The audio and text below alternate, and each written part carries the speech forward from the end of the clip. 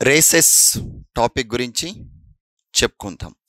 ఏంటి జాతుల వైవిధ్యం అనే టాపిక్. జాతుల వైవిధ్యం, మరి భారతదేశంలోని జాతుల వైవిధ్యం అనే టాపిక్ గురించి ఇప్పుడు డిస్కస్ చేసుకుంటున్నాము. నిన్న ఇంతవరకు ఏది చెప్పుకున్నాం మనము? భౌగోళిక వైవిధ్యం అనే టాపిక్ అనేది అయిపోయింది. దాని తర్వాత నెక్స్ట్ చెప్పుకుంటున్న టాపిక్ ఏంటి? జాతుల వైవిధ్యం అని చెప్పేసి చెప్తున్నాం. ఈ జాతిపరమైన వైవిధ్యంలో మనము చూసినట్లయితే ఎలాంటి వైవిధ్యాలు ఉంటాయి అని చెప్పేసి ఎవరెవరు దీనిని గురించి ప్రతిపాదనలు చేయడం జరిగింది.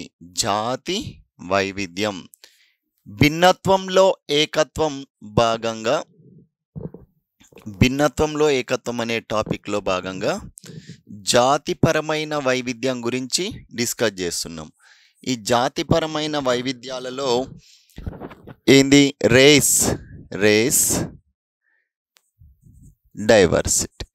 దీన్నే రేసియల్ డైవర్సిటీ అని అంటున్నాము. రేసియల్ డైవర్సిటీ అంటున్నాము. ఈ జాతిపరమైన వైవిధ్యం. అసలు జాతి అంటే ఏంది? జాతి అంటే ఏమిటి? ఒకే రకమైన జన్యు పౌనపుణ్యం కలిగి,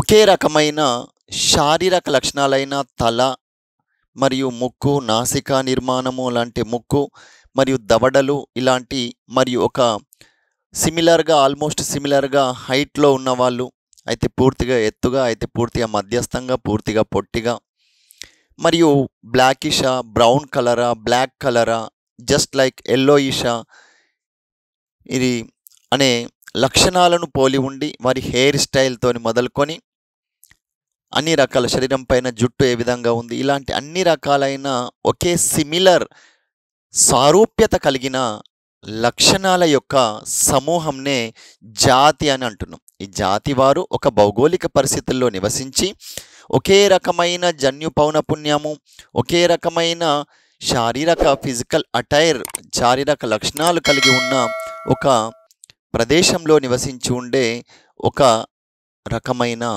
సమూహంనే జాతి అంటున్నాం. మరి భారతదేశంలో జాతులలో చూసినట్లయితే ప్రపంచంలోని జాతిగాళ్ళందరని అనట్లేదు, జాతులందరూ ఇక్కడ భారతదేశంలో కనిపిస్తారు. ప్రపంచంలోని జాతులన్నీ మన భారతదేశంలో కనిపిస్తారు. అయితే చూసినట్లయితే మనము ఇప్పుడు ప్రజెంట్ డే పాపులేషన్లో చూసినట్లయితే డిఫరెంట్ రేషియల్ పీపుల్ వచ్చేసి డిఫరెంట్ బ్యాక్గ్రౌండ్స్తోని మన ముందర మనకు కనిపిస్తున్నారు భారతదేశంలో. అందులో ఇండియాలో మనం చూసినట్లయితే వాళ్ళు వచ్చేసి చాలా రకాలైన అడాప్షన్స్ చేసుకొని ఇక్కడున్న భౌగోళిక పరిస్థితులకు అనుకూలతలు ఏర్పరచుకొని ఇక్కడ ఉన్న భౌగోళిక పరిస్థితులకు అనుకూలతలు ఏర్పరచుకొని వాటర్ రిసోర్సెస్ కావచ్చు, వేరియస్ ల్యాండ్ కావచ్చు, ఇంకా ఈ గిరిజనులకు సంబంధించిన జాతికి సంబంధించిన వారి తెగలైతే అడవులలో మంచి జీవనం అనేది వారు తమ భౌగోళిక పరిస్థితులకు అనుగుణంగా అలవర్చుకొని భారతదేశంలో జీవించి మనుగడ సాగిస్తున్నారు. అయితే ఇంతటి డైవర్స్ ఎథనిక్ కంపోజిషన్ అనేది భారతదేశంలో ఒక జాతిపరమైన, ఎథనిక్ అంటే సాంస్కృతిక పరమైన, భాషాపరమైన అన్ని రకాల డిఫరెంట్ పీపుల్ ఒక కంపోజిషన్ లాగా, ఒక దగ్గర అరమరికలాగా మన దేశంలో ఇమిడి ఉన్నారు. ఇదే మన దేశం యొక్క విశిష్టత అని చెప్పవచ్చు. ఈ రేషియల్ గ్రూప్స్ అని చూసినట్లయితే మనం ఈ రేషియల్ గ్రూప్స్కి సంబంధించి ఎవరు అంటే మన శాస్త్రవేత్తలైన బిఎస్ గుహ, మళ్ళీ అంతేకాకుండా హర్బర్ట్ రిస్లే అని చెప్పేసి ఇద్దరు సామాజిక శాస్త్రవేత్తలు ఏం చేశారంటే భారతదేశంలోని జాతులను వర్గీకరించారు. భారతదేశంలోని జాతులను వర్గీకరించిన వాళ్ళల్లో ఎవరంటే బిఎస్ గుహ అండ్ ఎవరు?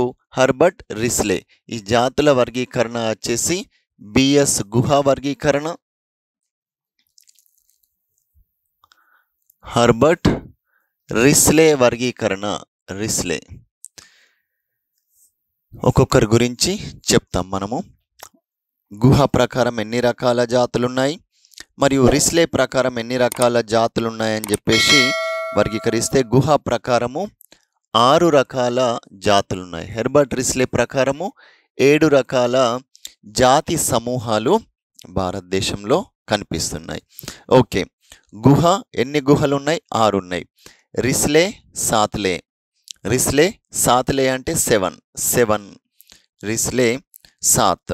అయితే ఇంత బిఎస్ గుహ ఏం చేసిందంటే భారతదేశంలో 1931 సెన్సెస్ ఆధారంగా ఈ గుహ గారు బిఎస్ గుహ వర్గీకరణలో 1937లో పాపులేషన్ సెన్సెస్, అప్పుడు ఆ కాలంలో ఉన్న పాపులేషన్ సెన్సెస్ ఆధారంగా ఏం చేసిందంటే 37 అంటున్నామంటే 1931 పాపులేషన్ సెన్సెస్ ఆధారంగా 1931 జనాభా లెక్కల ఆధారంగా భారతదేశంలోని జాతులను ఆధారంగా ఎన్ని రకాలుగా వర్గీకరించారు? 6 రకాలుగా వర్గీకరించారు. ఓకే, 6 రకాలుగా వర్గీకరించారని చెప్పేసి చెప్పవచ్చు. మరి ఏమిటి ఈ ఒక్కొక్క దాని గురించి చెప్పుకుంటే, ఒకటి నిగ్రిటోలు proto Australoids, 2 proto Australoids,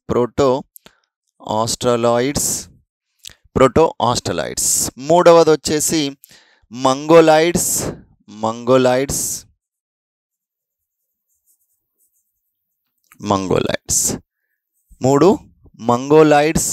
Mongoloids, 4 వచ్చేసి మెడిటరేనియన్ లేదా ద్రవిడియన్,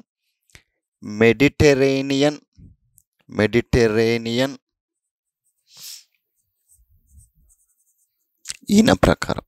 మరి ఇంకొక శాస్త్రవేత్త వీటినే మళ్ళీ సబ్ గ్రూప్స్గా డివైడ్ చేసి ఒక రకంగా చెప్పారు. ఎవరు? Herbert Risley. మనం వీళ్ళిద్దరి గురించి చదువుకుంటే మోర్ దాన్ ఎనఫ్. తర్వాత మెడిటరేనియన్ తర్వాత వెస్టర్న్ బ్రాకీసెఫాలస్,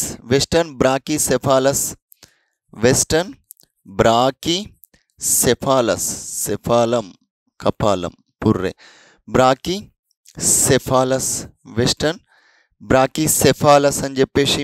ఆ తర్వాత నార్డిక్లు లేదా ఇండో ఆరియన్స్. ఇవన్నీ చూస్తే మీకు ఏ విధంగా నిన్న కొద్దిగా భాషలలో కూడా ఇండో ఆరియన్ భాషా కుటుంబం, సైనో టిబెటన్ భాషా కుటుంబం, ద్రవిడియన్ భాషా కుటుంబం అని చెప్పేసి చదువుకున్నాం కదా. అంటే ఆ జాతి వారు మాట్లాడే భాషలకు ఈ జాతి యొక్క పేరు ఆధారంగానే భాషా కుటుంబాలు పెట్టినాం మనం.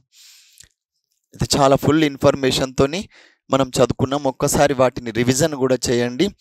ఏ జాతి వారు ఏ భాష మాట్లాడుతున్నారో భారతదేశంలో భాషా మండలాలలో అని చెప్పేసి. ఇప్పుడు ఈ భాషా జాతి వారు సంబంధించి ఎక్కడెక్కడ నివసిస్తున్నారు అనే మరి వారి యొక్క శారీరక లక్షణాల ఆధారంగా బిఎస్ గుహ 6 రకాలుగా వర్గీకరించనియండి.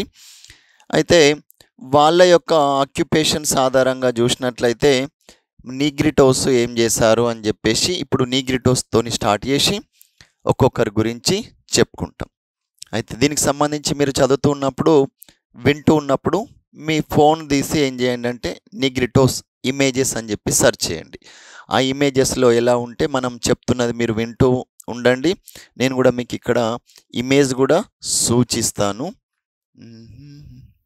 ఇది నీగ్రిటోస్ సంబంధించి ఇమేజెస్ ఒక్కసారి చూడండి. నీగ్రిటోస్కు సంబంధించి ఇమేజ్ చూస్తే ఈ చిన్న పిల్లలు, నీగ్రిటోస్లో పెద్ద పిల్లలు ఉన్నారు, చిన్న పిల్లలు ఉన్నారు.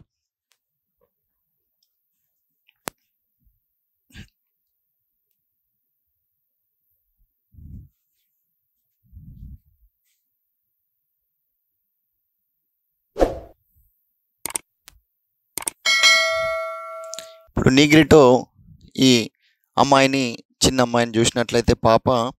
అయితే నీగ్రిటో జాతిలలో మనం గమనించినట్లయితే భారతదేశంలోనూ వీరి గురించి చెప్పాలంటే నీగ్రిటో పీపుల్ అనేవారు ఎక్కడి నుండి వచ్చారు అని చెప్పేసి ఒక క్వశ్చన్ రావచ్చు. ఎక్కడి నుండి వచ్చారు? భారతదేశంలో వీళ్ళు ఆఫ్రికా నుండి ఆఫ్రికా నుండి భారతదేశానికి వచ్చారు. ఆఫ్రికా నుండి భారతదేశానికి వచ్చారు. ఒక పాయింట్. ఆఫ్రికా నుండి మైగ్రేట్ కాబడిన వలస వచ్చిన తెగ ఏది అంటే భారతదేశంలోని ఏ జాతి వారు అంటే తెగ కాదు, ఏ జాతి వారు అంటే నిగ్రిటో జాతి వారు. నిగ్రిటో జాతి వారు. నెక్స్ట్ ఇంకా వారు వచ్చి వారి యొక్క భాషను ఇక్కడ భాషా సమూహంలోని వారందరూ కలిసి ఒక దగ్గర నివసించి ఉంటూ మనుగడ కొనసాగించిండ్రు. వీరు ప్రారంభంలో వచ్చి డామినేట్ చేశారు. తర్వాత వీరిని మళ్ళీ నెక్స్ట్ రెండో టాపిక్ చెప్పుకుంటాం, ప్రోటో ఆస్ట్రైడ్స్. వాళ్ళు వచ్చి వీళ్ళని డామినేట్ చేయడము, వీరు మెల్లిమెల్లిగా వేరే ప్రాంతాలకు, మారుమూల అడవు ప్రాంతాలకు వెళ్ళడము ఇలా జరిగింది. అయితే ముఖ్యంగా మనము ఈ ట్రైబ్స్ అనే వాళ్ళు ఎక్కడ ఉంటారో అన్నది కూడా ఎగ్జామ్ పాయింట్ ఆఫ్ వ్యూ ఏముంటుంది, వీరి శారీరక లక్షణాలలో ఇలాంటి లక్షణాలు గల జాతిని గుర్తించండి ఒకటి. రెండవది, వీరు ఎక్కడ నివాసం ఉంటున్నారు లేదా ఈ క్రింది అండమాన్ నికోబార్లోని ఈ తెగ ఈ క్రింది ఏ జాతికి చెందినది? నిగ్రిటోనా, ప్రోటో ఆస్ట్రైడా, ద్రవిడియానా, so and so example. Next ఇంకో ప్రశ్న ఎలా రావచ్చు, వీరి యొక్క స్పెషాలిటీ మనం చెప్పుకుంటాం. ప్రతి ఒక్కరిది ఒక స్పెషాలిటీ. కొందరు ఫస్ట్ వ్యవసాయం ప్రారంభించిండ్రు, కొందరు ప్రాచీన తెగ లేదా జాతి అని అంటున్నాము, కొందరిని ఏ దేశం నుండి వచ్చారు అన్న పాయింట్ ఆఫ్ వ్యూలో మాత్రమే ఈ 3-4 లక్షణాలు గుర్తుంచుకుంటే సరిపోతుంది. ఇంకా ఏముందని సెర్చ్ చేసుకుంటే ఏం చదువుకోవాల్సిన అవసరం లేదు. మీరు ఎలాంటి టెన్షన్ పెట్టుకోకుండా ప్రశాంతంగా చదువుకోండి, ప్రశాంతంగా వినండి. ఓకే. అయితే నిగ్రిటో అనేవాళ్ళు భారతదేశంలోని సమాజంలో చూసినట్లయితే పురాతన జాతి వారు. భారతదేశానికి వచ్చిన పురాతన జాతి వారు, భారతదేశంలో వచ్చి స్థిరపడిన పురాతన జాతి, స్థిరపడిన పురాతన జాతి ancient tribe which came to India and they settled from Africa. భారతదేశానికి ఎక్కడి నుండి వచ్చారు? ఆఫ్రికా నుండి వచ్చి ఇక్కడ స్థిరపడ్డారు. ఓకే. నెక్స్ట్ వచ్చేసి వీరి యొక్క శారీరక లక్షణాలు మనం గమనించినట్లయితే వీరు ఏ విధంగా ఉన్నారు అంటే శారీరక లక్షణాలలో షార్ట్గా ఉన్నారు, పొట్టిగా ఉన్నారు. శారీరక లక్షణాలు ఇక్కడనేమో వారి గురించి చెప్పినాం. మరి ఇటువైపు ఏం చెప్తున్నాము? పొట్టిగా ఉన్నారు, షార్ట్గా ఉన్నారు. ఓకే. నెక్స్ట్ వచ్చేసి వీళ్ళ హెయిర్ చూడండి ఏ విధంగా ఉంది, ఫ్రిజీ హెయిర్ వచ్చేసి ఏ విధంగా ఉంది, ఫ్రిజీ అంటే ఎట్లా ఉండి కర్లీ హెయిర్స్ అనేటివి ఉన్నాయి. ఉంగరాల జుట్టువాణ్ణి, పొద్దు పొడుపు ఉన్నవాణ్ణి అని చెప్పేసి ఒక పాట ఉంది నాగార్జునలి. అయితే ఇక్కడ ఫ్రిజీ హెయిర్స్ ఉన్నాయి. ఈ చిన్నికి చూడండి హెయిర్ వచ్చేసి ఇలా ఫ్రిజీ హెయిర్ ఉంది. Frizzy hair. ఉంగరాల జుట్టు అనేది ఉంది. ఓకే. నెక్స్ట్ వచ్చేసి ఏముంది? ఉంగరాల జుట్టు ఉంది అన్నాం కదా. నెక్స్ట్ వచ్చేసి వీరికి సంబంధించి బాల్బస్ ఫోర్ హెడ్. ఇక్కడ నుదురు కొద్దిగా ఉబ్బినట్టుగా ఉంది. నుదురు వచ్చేసి ఉబ్బినట్టుగా బాల్బస్ ఫోర్ హెడ్ అనేది ఉంది. బాల్బస్ ఫోర్ హెడ్. నుదురు వచ్చేసి ఉబ్బినట్లుగా ఉంది. ఓకే. మళ్ళీ ఇంకా వీరి శారీరక లక్షణాలు చూసినట్లయితే ఇంకేముంది? ఫ్లాట్ నోస్, తప్ప ముక్కు అనేది ఉంది. Flat nose. ఒకటి పొట్టిగా ఉన్నారు, 2 కర్లీ హెయిర్స్ ఉన్నారు, నుదురు ఉబ్బినట్లుగా ఉంది. తర్వాత ఫ్లాట్ నోస్, ముక్కు వచ్చేసి తప్పగా ఉంది. దబ్బిడి ముక్కు, ఫ్లాట్ నోస్. డార్క్ కాంప్లెక్షన్, కొద్దిగా చూడడానికి ఏ విధంగా ఉన్నారు? నలుపు వర్ణంలో కనిపిస్తున్నారు. నలుపు రంగు. శరీరం యొక్క రంగు వచ్చేసి డార్క్ కాంప్లెక్షన్ అనేది ఉంది, నలుపు రంగు అనేది ఉంది. ఓకే. కొద్దిగా ఎందుకు పూర్తిగానే నలుపుగానే ఉన్నారు. డార్క్ కాంప్లెక్షన్ ఉంది కదా. ఆ తర్వాత లెంతీ లిమ్స్. లిమ్స్ వచ్చేసి లెంతీగా ఉన్నాయి. లెంతీ లిమ్స్, పెదవులు కూడా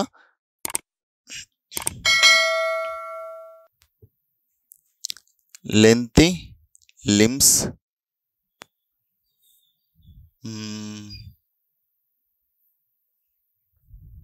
ఎక్కడ ఏ ఫోటోలో కనిపిస్తారు లెంతీ లిమ్స్ అంటే? Lengthy limbs. లిమ్స్ వచ్చేసి లెంతీ లిమ్స్ అని చెప్పవచ్చు, లెంతీ లిమ్స్. అయితే నెక్స్ట్ ఇంకా ఏంది అంటే లెంతీ లిమ్స్ ఇలాంటి శారీరక లక్షణాలు కలిగి ఉన్నారు. అయితే వీళ్ళు భారతదేశానికి ఆఫ్రికా నుండి వచ్చారు, అరేబియా సముద్రం మీదుగా వచ్చారు మన భారతదేశానికి. నెక్స్ట్ ఏ విధంగా ఉన్నారు? షార్ట్గా ఉన్నారు. తర్వాత ఆఫ్రికా నుండి అరేబియా సముద్రం మీదుగా వచ్చినారు. ఈ విధంగా పొట్టిగా ఉన్నారు, షార్ట్గా ఉన్నారు. నెక్స్ట్ ఇంకా మనం గమనించినట్లయితే వీరికి సంబంధించి వీరు ఎలా ఉన్నారు? తప్పటి లేదా ఫ్లాట్ నోస్ ఉంది. ఫోర్ హెడ్ వచ్చేసి బాల్బస్గా ఉంది. మళ్ళీ వచ్చేసి ఇంకా దళసరి పెదాలు, కొద్దిగా విశాలమైన పెదాలే ఉన్నాయి కానీ కొద్దిగా దళసరిగా ఉన్నాయి పెదాలు. సో వీరందరి యొక్క సమూహం అనేది ఇలా కనిపిస్తుంది. అయితే సమూహము ఈ విధంగా ఉన్నారు. Okay, right. Wow, African tribes చూస్తున్నారు. రైట్. వీరి యొక్క గాజులు వేసుకున్నారు. తర్వాత డ్రెస్సింగు, ఇక్కడ మెడలో పేరు లాంటిది ఒక నల్లటి దారం కట్టుకున్నారు. తర్వాత హెయిర్ గురించి ఇంకోసారి రిపీట్ చేసిన, హెయిర్ వచ్చేసి ఏ విధంగా ఉంది? కర్లీ హెయిర్ ఉంది. చిన్న పాపను ఎత్తుకున్నది కదా ఈ పాప. రైట్. బ్లాక్ కలర్లో కనిపిస్తున్నారు. రైట్.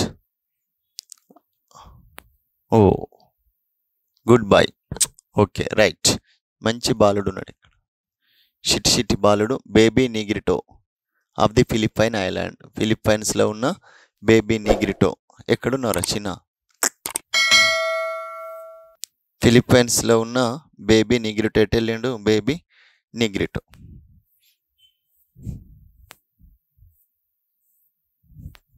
ఓకే,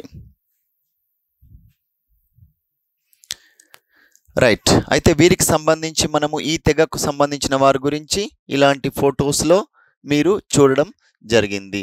ఇంకా భారతదేశంలో కాకుండా ఇక్కడ ఫిలిప్పైన్స్లో ఉన్నారు, గుటెన్బర్గ్లో ఉన్నారు, ఇంకా చాలా ప్రాంతాలలో అండమాన్లో ఉన్నారు, అండమాన్ నికోబార్లో ఉన్నారు. మన దగ్గర ఎక్కడెక్కడ ఉన్నారు అని చెప్పేసి మీకు రాసి చూపిస్తాను. అండమాన్ నికోబార్ దీవుల్లో కూడా ఉన్నారు. అమ్మో, ఇక్కడ చూడండి, ముక్కుకే ఒక దబ్బనం లాంటిది పొడుచుకొని ఉన్నాడు. జార్వా, అండమానీస్ అండ్ జార్వాస్ ఏ విధంగా ఉన్నారు చూడండి. అండమానీస్ అండ్ జార్వాస్ బ్రిటిష్ వారు వాళ్ళ దగ్గర వచ్చి అధ్యయనం చేసినప్పుడు వీరి పిల్లలు, తర్వాత ఫిలిప్పైన్స్లో ఉన్న ఆఫ్రికన్స్ ఇన్ ఏషియా నిగ్రిటోస్, ఫిలిప్పైన్స్లో ఉన్న వాళ్ళ గురించి ఈ విధంగా ఇమేజెస్ అనేటివి చూస్తే మీకు ఫుల్ క్లారిటీ అనేది వస్తుంది. లేదంటే ఏదో బట్టి పెట్టినట్టు అస్సలే ఉండకూడదు.